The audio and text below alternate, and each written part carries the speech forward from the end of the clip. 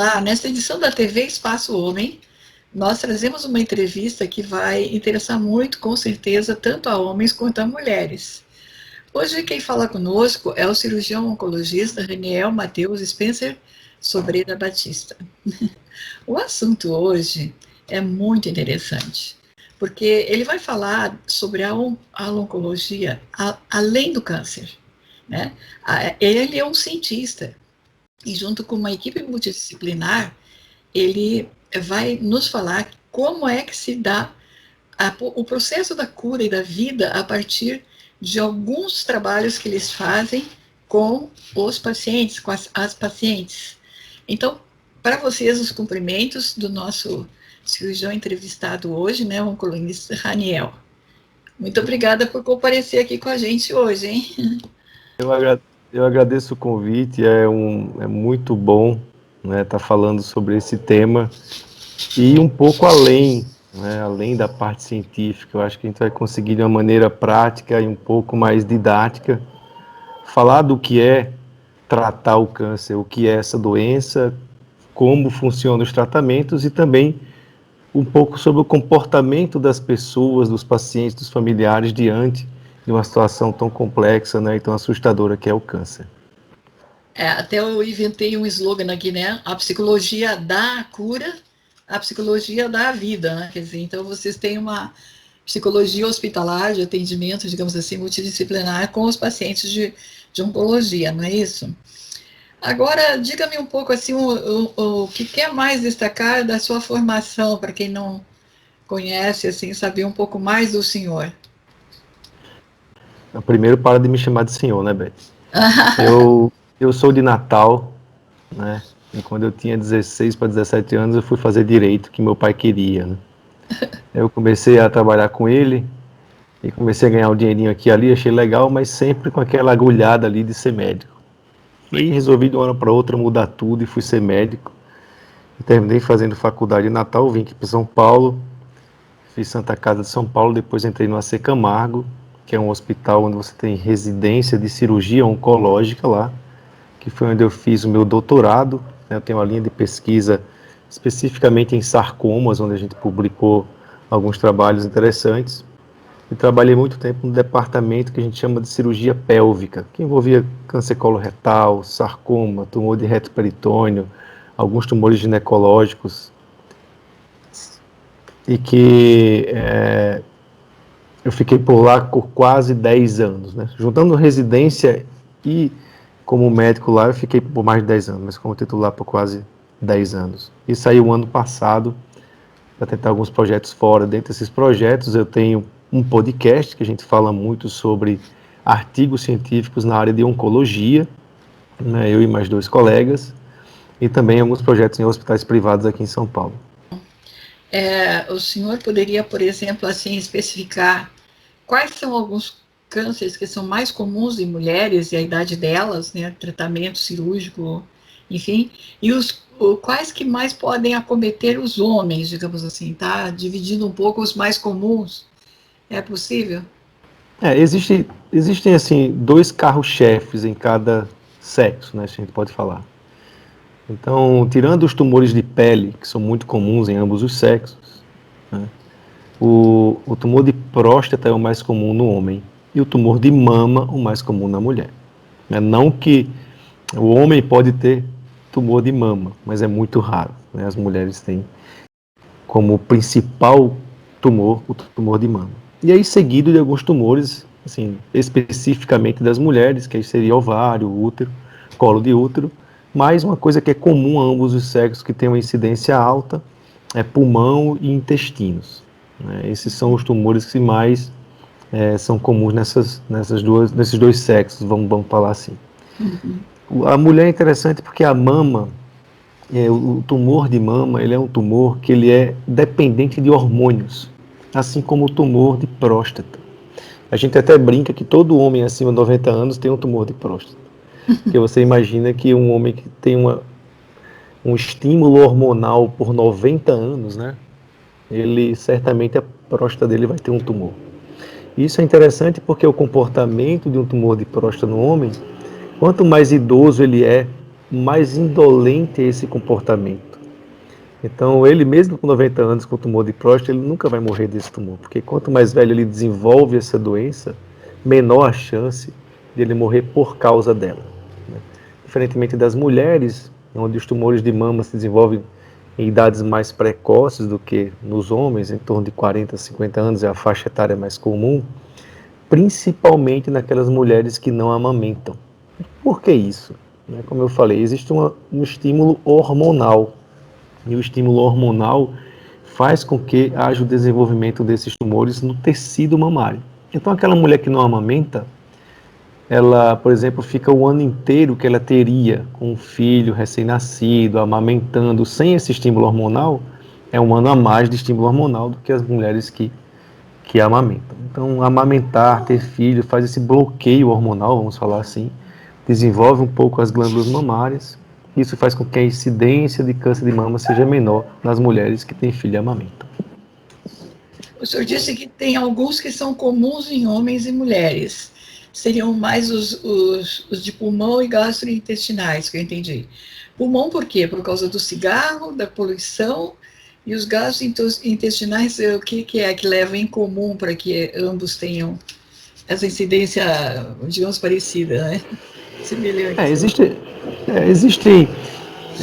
Quando a gente falar em câncer, a gente tem que entender que existem fatores intrínsecos de cada pessoa, né? A gente chama de fatores não só genéticos, mas do seu perfil, né? Vamos falar de genético molecular como um todo. Existem fatores externos que são gatilhos para o desenvolvimento daquela doença, né? Então, a gente tem no meio disso, e muito parecido, é lógico, um pouco a mais aqui, um pouco a menos ali, o pulmão, que sem dúvida a grande causa é o tabagismo, mas se você pegar as cidades onde tem mais poluição, etc., você vai ter uma incidência maior. E você tem os tumores de intestino, que aí envolve cólon retal, que é a parte do intestino grosso, e o estômago, que são muito mais comuns, né? Existe um fato interessante que como o alimento passa muito rápido pelo intestino fino, intestino delgado que a gente chama, é muito raro você ter um tumor de intestino delgado. Muito raro. Então isso leva a crer, e existe muita evidência sobre isso, que a flora intestinal e o tempo de contato do que passa, dos alimentos, da digestão, etc., naquele local específico, ele tem um impacto direto na formação de tumor. Isso fica mais claro ainda, por exemplo, quando a gente tem aquela bactéria, o H. pylori, do estômago. Existe uma relação bem interessante entre a presença do H. pylori, a resistência ao H. pylori e o desenvolvimento de tumor. Assim como, por exemplo, cálculos na vesícula, a presença daquele cálculo durante muito tempo, aquele tamanho de tumor. Então existe um gatilho, que é ambiente, e existe como o seu corpo vai responder aquilo. É lógico que pessoas que têm uma alteração genética, uma doença genética conhecida, né? Vocês lembram da Angelina Jolie, que teve que tirar a parte da mama, vocês lembram disso? Porque ela tinha uma alteração genética em que aquela alteração, naquelas mulheres, a gente já sabe que se você tiver aquilo, você vai ter uma chance de desenvolver o tumor em até 100%, dependendo da alteração genética que você tem e do tipo de tumor. Então, o câncer nada mais é do que essa interação, umas pessoas mais propícias, outras menos, mas é sim um jogo de lá e cá. Agora, no caso, a dificuldade pós-operatória, não é? Não sei se interfere idade ou condição social, enfim, mas quem mais tem dificuldade no pós-operatório para cumprir as normas, né? Os homens, as mulheres, quem vai se cuidar mais depois? Quem vai fazer as fisioterapias, por exemplo, as terapias, como vocês falam, a parte psicológica? O homem é mais desleixado, não é? Como é que é essa história? Morre primeiro? O homem certamente é um pouco mais, eu diria que é assustado, né? Ele foge. Na verdade, existe sim essa questão cultural, né? A mulher, ela se cuida mais nesse sentido, ela procura mais o médico, ela se previne mais, né? Ela tem esse comportamento, né? Então é natural, por exemplo, que mulheres que têm câncer de mama, a gente descubra mais precocemente alguns outros tumores ou algumas outras doenças, porque ela vai mais frequentemente ao médico.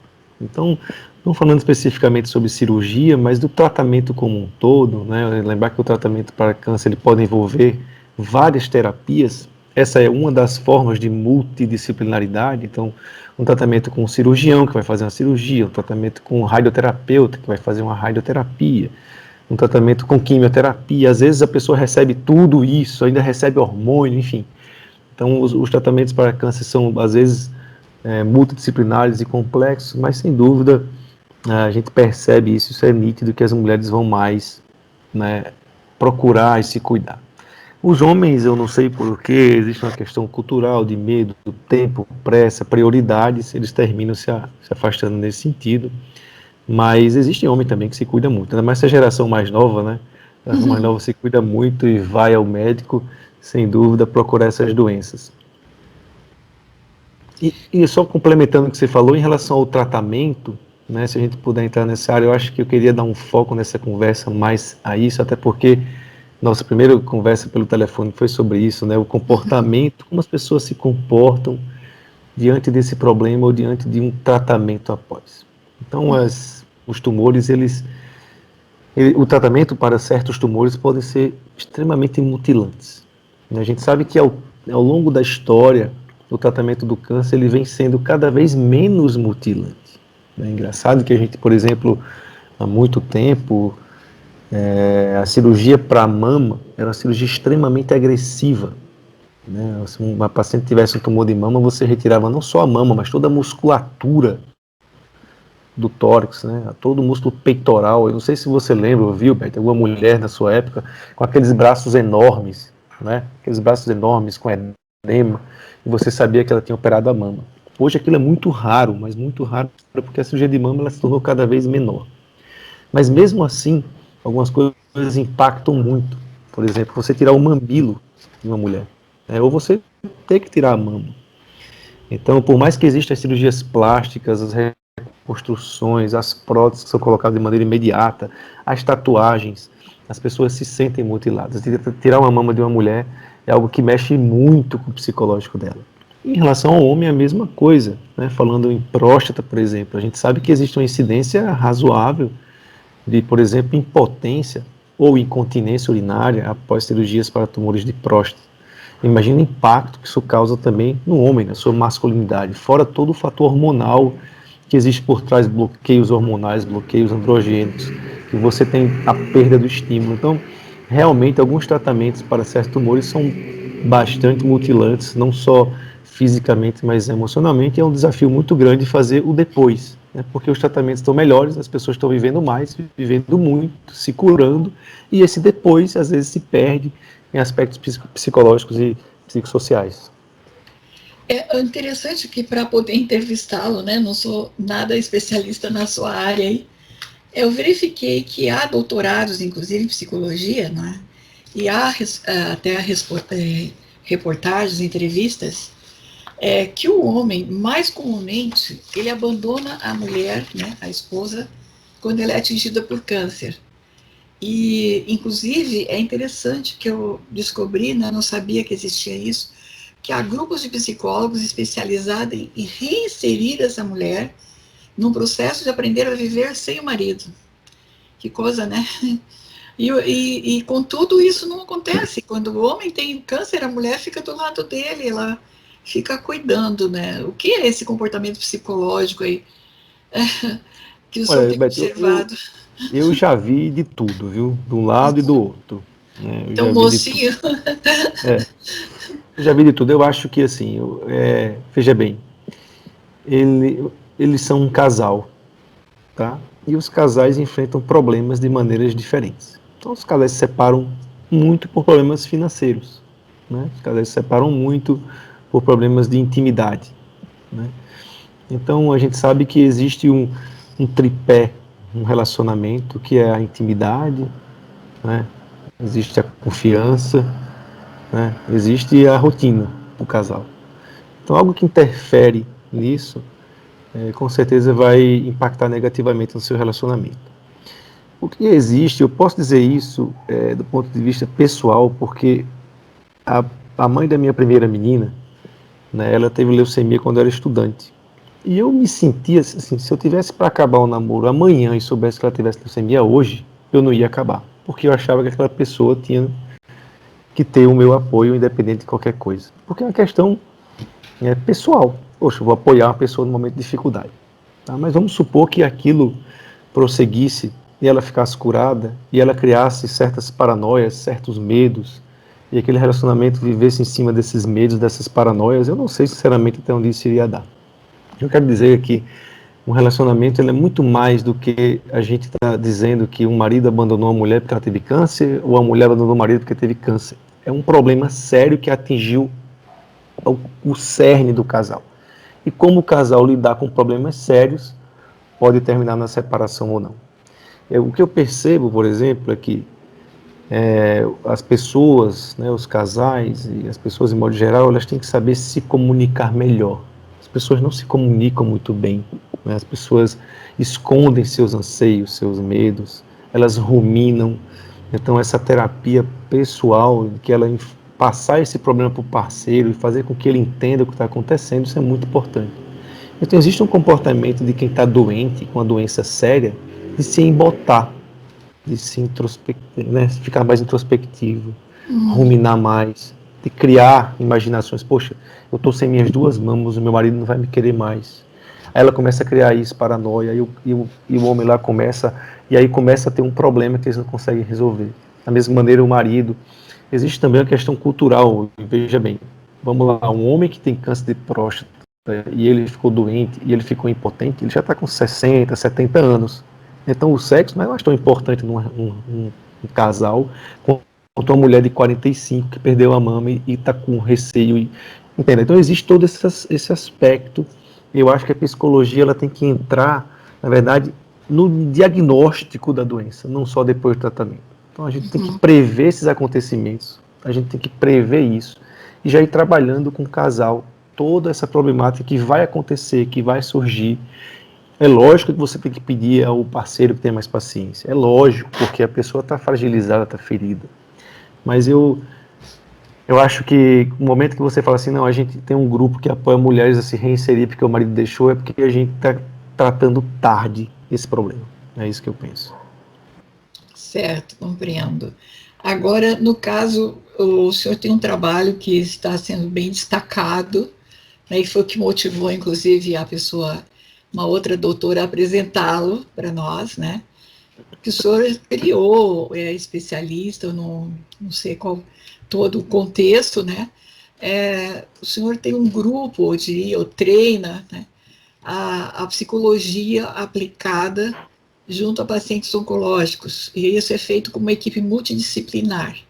Eu não sei quem são os que compõem, né? Por que isso vai junto do paciente, se é pré, durante, pós-cirurgia oncológica, né? E se tem condições de informar mais a respeito, qual é o resultado favorável, se depende se é para homem, para mulher, a idade, o resultado, enfim. Já que o senhor é o criador aí, o motivacional dessa nova metodologia, né? Eu acho que é importante que a gente tenha essa divulgação e valorize-se, né, a sua iniciativa tão jovem, já atuando um outro formato, né, eu diria assim, de atendimento e recuperação. Eu acho que isso foi fenomenal. Quem tem Sem que dúvida. explicar? Queremos Eu acho aprender. que a principal coisa que existe entre um paciente e o seu tratamento é o médico. Né? Um médico que se comunica bem com o seu paciente, que entende bem o que ele está acontecendo. Você sabe que tem paciente meu que a gente briga, né? Troca mensagem, bloqueia no WhatsApp, aí depois me liga. Assim, a gente vira íntimo mesmo, tipo irmão, família. Porque eu aprendi isso, que eu não tenho medo de dar meu celular para nenhum paciente. Eu acho que eles têm que me ligar a qualquer hora, quando quiserem. E a gente sempre tem, e aí tem algumas relações nisso. Mas eu entendo que o tratamento de uma pessoa com câncer não é só fazer o remédio, não é só fazer a cirurgia, não é? A gente tem que acolher. E acolher envolve todas essas questões. Em oncologia existe uma especialidade, né, que chama medicina cuidados paliativos. Isso é entendido de uma maneira muito pejorativa, até ruim às vezes, mas por mais que se tenham tentado mudar esse nome, cuidados paliativos são aquelas profissionais que geralmente são oncologistas, né, muitas vezes eles são próprios oncologistas, e que eles participam do momento do tratamento do paciente. Mesmo que o paciente tenha uma perspectiva de cura real, é fundamental que essas pessoas estejam inseridas dentro desse contexto. Mas por conta dessa questão de ser assim, olha, o médico, quando alguém fala assim, veio um médico aqui do paliativos, a pessoa acha que vai morrer, existe um pouco de até preconceito nisso. Então a gente criou algo que seria algo mais ameno, né, e que às vezes tem uma função de cuidados paliativos, sem dúvida, né, uma função de amenizar o sofrimento, de conceitos de terminalidade, como dar as má notícias, como trabalhar a família, como trabalhar a própria paciente sobre isso, mas existe uma outra coisa que é como resolver conflitos, como ensinar e tratar e orientar o modus operandi, vamos falar assim, do seu tratamento, cada fase é fase. Então, existe um grupo de psicólogo, de oncologista, de nutricionista, que trabalham toda essa questão de qualidade de vida dentro do tratamento. Então é uma coisa que está entrando agora, né, com muita força em várias áreas, que é o conceito de medicina de qualidade de vida. Então, indo nessa linha, né, todo paciente que tem um diagnóstico, que tem um tratamento, existem pessoas que têm contato toda semana, que perguntam o que está acontecendo, como é que foi o tratamento, e que ela volta, e existe uma porta inteiramente aberta entre o paciente e o médico, porque quando a gente perde essa linha entre o médico e o paciente, a chance do tratamento dar certo é ruim, ela piora, porque faz com que o paciente procure outros profissionais e que ele fique em dúvida, que ele desconfie, que ele perca a esperança, né? Então, dentro desse contexto, tratar o entorno é muito importante. Existem trabalhos que mostram, sim, que esse tipo de comportamento e de conduta, ele talvez não tenha tanto impacto real no tempo. Sei lá, o paciente tem um câncer de pulmão, né, está fazendo quimioterapia, talvez isso não impacte no seu tratamento final da doença tão agressiva, mas sem dúvida esse caminho percorrido ele vai ser mais fácil. Então, ao mesmo tempo, se a gente tiver um paciente que ele vai ser curado, mas ele vai ser submetido a uma cirurgia, por exemplo, que ele vai ficar com a colostomia, ele vai ficar com aquela bolsinha saindo, né, fezes pela barriga, a gente já prevê aquilo. Eu tenho, por exemplo de pessoas que suicidaram por conta disso. Ele ficou com tanto medo de fazer uma colostomia que pulou da janela. Então, eu já vi isso acontecer. Então, tentando antever isso, se antecipar, né, em fazer com que ela entenda isso, que existe sim uma vida que vale a pena ser vivida mesmo dessa maneira. A gente tenta intervir de uma maneira muito precoce, cada vez mais ampla, né, psicossocial, para que seu tratamento seja percorrido de uma forma mais tranquila e que ele encare isso como um desafio, como algo a ser vencido e que ele valorize mais a sua vida um pouco tempo depois. No caso, na minha modéstia interpretação popular, eu diria assim, trata o indivíduo como um ser no todo. Ele tem algo de parte dele que não está funcionando bem, que tem que ser tratado com os profissionais, a metodologia, os equipamentos, o remédio. Mas ele em si, o restante, ele está bem, né? Quer dizer, é o como é que ele se olha nos 90% que está tudo ok, né? Agora, se ele não cuidar esses 90%, ficar só focado no problema, não vai ter nada, porque o estresse, eu diria assim, emocional, que ele fica lá, e agora, né, que vai ser, ele só está pensando nas perdas, ele não está pensando assim, como vou reconquistar a partir de me faltando 10%, eu diria assim, né? Então, eu interpretei assim, eu achei sensacional essa visão que vocês estão fazendo, quer dizer, mostrar para a pessoa o quanto ela ainda tem para vencer na vida, né? O quanto que ela pode somar com os profissionais e com isso se reestruturar de uma outra forma, né? A pessoa quando perde a visão, vamos supor, ou perde um membro amputado por um acidente, eu acho que a proporção vai ser a mesma, vai ter que readaptar, não é isso? Agora a perda de um de um funcionamento interno, digamos que vai ter que depender, não sei se de máquina ou qualquer outra coisa. Tem tantas pessoas também que dependem de máquina, né, hemodiálise. É interessante, muito, eu gostei. Eu acho que não tinha essa visão ainda para o paciente oncológico, né? O paciente oncológico é tratado muitas vezes com a sentença de morte. Eu lembro que tem hospitais aqui de São Paulo que mudaram até o nome, porque o Hospital do Câncer o paciente tem medo de ir, né? Lembrando que hoje tem muitos cânceres, inclusive o próprio câncer de mama, em que existem linhas subsequentes de tratamento que dificilmente hoje em dia você vai ter pessoas que vão morrer, assim como acontecia isso por câncer de mama, que às vezes pode ser agressivo. Então existe um tratamento, às vezes longo, às vezes com alguns efeitos colaterais. Então, durante toda nessa jornada aí, o paciente precisa ser acompanhado, ele precisa ter, no mínimo, né, alguém para ligar quando acontecer algo, e isso é o mínimo que a gente faz por ele. O que é interessante no meu modo de entender, assim, já que a gente já está quase encerrando, né, esse método que o senhor está utilizando, e a crítica, né, porque há leis já aprovadas, que se a pessoa vai ficar num tratamento, digamos assim, longo, eles já querem abreviar a vida da pessoa, não é? Então, estão brincando, assim, sabe, de finalizar, os parentes já podem assinar, né, não vai deixar sofrer muito tempo e tal. Mas será que é sofrimento? A pessoa está lutando pela vida dela? E quem tem o direito de ir lá e assinar e dizer, não, dê uma medicação e acabe tudo. Então, eu acho que tem algumas coisas aí, inclusive de ponto de vista legal, que eu estava observando, que decididamente, eu acho estarrecedor, doutor. Né? Eu prefiro acreditar no que o senhor está dizendo e fazendo, porque sempre vai ter chance a vida, né? Sempre é uma incógnita de saber quanto que a pessoa vai sobreviver, vai se superar, né? Se autossuperar também. A superação é uma coisa que ninguém sabe quando vai sair de dentro do indivíduo e vai florescer, não é? E esse atendimento, eu acho que tem tudo isso, dá a chance da pessoa é, renascer, eu acho que dizer assim, é renascer. Ela vai fazer o seu novo mundo, né? Seu novo nascimento, sua nova oportunidade de vida, né? É mais ou menos por aí, não é?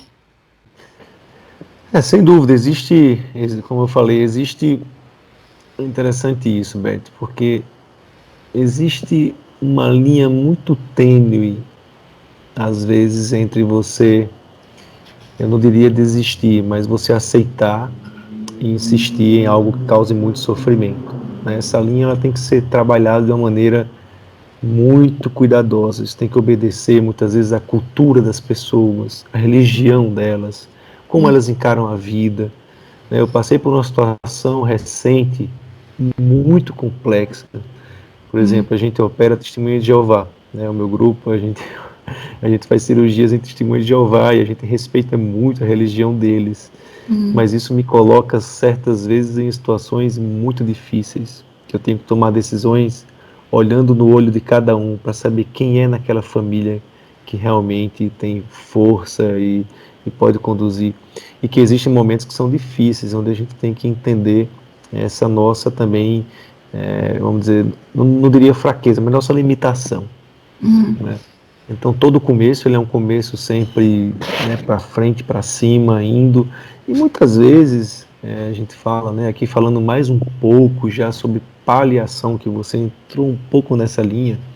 Eu me lembro de uma aula linda que eu tive de um médico inglês, foi uma das escolas mais assim interessantes sobre paliação, e que uma paciente que ela tinha uma doença que isso faz muito tempo, já 15, 20 anos atrás, né? 15 anos, eu era residente, eu acho, na época. E que ele, enfim, ele foi contando a trajetória de uma paciente que ela abriu o quadro de câncer já com a doença metastática e tal, que ela viveu por quase 5 anos. E ela morreu depois de 5 anos de uma doença que já era metastática. E eu lembro dele falar assim, olha, a família teve tempo de se despedir durante 5 anos. Ou você encara isso dessa forma, ou você vai viver. E aí eu levei isso na minha cabeça, tá? E quando eu estava lá na Secamargo aconteceu algo parecido. E eu fui falar isso para um filho adolescente, um paciente, ele olhou para mim, nossa, eu levei um tapa da cara, assim, quase. porque ele não entendeu dessa maneira. Então, é isso que eu quero dizer. Você tem que sentir o outro para entender que nem 5 anos ele vai aceitar. E às vezes outras pessoas falam, doutor, eu já vi ela sofrer tanto, deixa ela descansar. Ou então, cada situação você tem que respeitar esse entorno, e isso é fundamental, seja para uma vitória ou para uma despedida. Então, aí que é muito importante, né? Eu acho que essa abordagem que está sendo feita é a primeira vez que nós estamos fazendo, né? Estamos aí num momento de pandemia, tantas famílias perdendo tantas pessoas, né? De tantas formas, até de crianças a idosos, né? E eu acho que é um diálogo muito interessante, porque o senhor, junto com os seus colegas, vocês estão ali, né, entre a vida e a morte, vocês estão tentando a vida de todas as formas possíveis, né? E às vezes os parentes não compreendem, né? Acham que tinha que ter alguma coisa a mais, né? Porque querem que a pessoa viva, outros não querem que a pessoa viva. Vai lá e assina na base de uma lei e pede a finalização da vida, como nós estamos comentando. Quer dizer, é uma coisa assim que é do ser humano, né? Uma coisa do século XXI, e a gente está vendo agora, né? Muita gente desesperada para viver mais um pouquinho, né? Quer dizer, então, saber que o vírus está batendo a porta, que você está desempregado, que você já não tem o que comer, não sabe o dia de amanhã, pensa bem, mas você não quer morrer, né? Você não quer que venha o vírus na sua vida, na sua casa, no seu sangue. Então, eu acho que o senhor está trazendo para nós eu diria assim, uma visão muito humanista, tá? Do que é a vida e a morte, principalmente assim, os homens, muitas vezes, eu acho que não param para um diálogo deste. Também as mulheres, às vezes, também não falam sobre vida e morte, o que é vida, o que é morte, né? Tem gente que fica morta viva e tem gente que fica lutando para não perder a vida, né? Então aí nós estamos num problema que é trabalhar a prevenção, que eu acho que o senhor está mostrando bastante, né? O senhor está mostrando bastante assim, a questão da solidariedade, né? Não é só fazer o quê, quer dizer, o marido eu vou embora porque ela tá sem as mamas, ou a mulher vou deixar o marido porque ele está impotente, mas poxa, e o ser humano onde fica, além desse detalhe, né?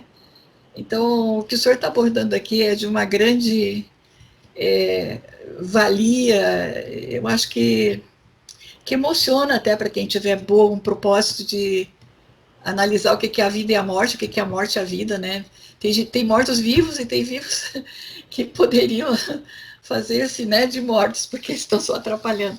Bom, mas enfim, para as suas despedidas aí, tá? Qual é a sua filosofia final, o seu ensinamento final? Porque realmente, olha, o senhor mexeu com certeza com as estruturas, inclusive das autoridades masculinas hoje. Eu acho que eles vão repensar da noite para frente agora. Eu diria assim, o único conselho sobre isso é que aproveitem a vida ao máximo, sem exageros, né? Os pacientes falam assim, mas doutor, o que é que eu como? O que é que eu faço? É assim, você sabe o que deve ou não comer, você tem que orientar algumas coisas. Mas lembre, por exemplo, que uma salada não vai compensar um exagero seu em alguma outra coisa. Então, se você quer exagerar, exagere, tome a sua cerveja no sábado, mas não faça isso todo dia, né? Faça atividade física para se sentir bem, né? Realize seu trabalho com vontade, né? E se você tiver que enfrentar algum problema nesse na vida, enfrente com coragem, sabendo que existem limitações, mas de repente isso vai lhe transformar numa pessoa melhor, né? Eu queria agradecer mais uma vez o convite, né? Lembrar que eu tenho algumas as redes sociais, tem um canal, uma página no Instagram que chama Papo de Onco, que é algo bem técnico, mas tem uma linguagem voltada para estudantes, então quem tem curiosidade em alguns assuntos de oncologia, existe um grupo editorial bem bacana, o Thiago Biak me ajuda, o Rafael, enfim, o pessoal que fala sobre radioterapia, fala sobre quimioterapia, sobre né, outras coisas mais técnicas, mas que vale a pena seguir. Tem a página pessoal lá também no Instagram, que é Reniel Spencer, e sempre tem alguma coisa mais motivacional, algo voltado com cirurgia. E se você tem algo mais ainda elaborado, com um nível um pouco maior sobre determinados trabalhos, assuntos, tem um podcast chama Clinical Papers Podcast, em que você vai ver também esse sistema oncologia, mas é algo realmente um pouco mais elaborado, mas onde a gente tem uma linguagem mais voltada para médicos mesmo, profissionais de saúde. Bom, eu creio que os homens hoje, daqui para frente, vão pensar um pouco mais da forma de viver, né, da vida deles e dos outros, da família. Eles estão sofrendo com possibilidades terríveis, né, de não arrumar trabalho e também adoecer e morrer. Quer dizer, nós estamos num momento muito importante para as pessoas escutarem o que o senhor está falando, entenderem o que é essa vida em determinados momentos que a gente vai ter que querer viver, né, e as dificuldades que a gente vai ter que lutar com essa vontade, né, de sobrevivência praticamente, né. Eu agradeço muito a doutora Dolores por ter apresentado o senhor. Os dois são jovens e são grandes exemplos para nós brasileiros, para homens e mulheres brasileiros. Enquanto tantos estão aí fazendo uma série de coisas tão vergonhosas, né, que envergonham a gente no mundo inteiro, vocês jovens estão aí dedicando a vida de vocês, se expondo muitas vezes, né? E eu só imagino o emocional de vocês também, né, doutora? Né? Que você está torcendo para que aquilo vença, para que aquilo, né, sobreviva, que a pessoa alcance aquele momento de êxtase. Não, eu vou viver.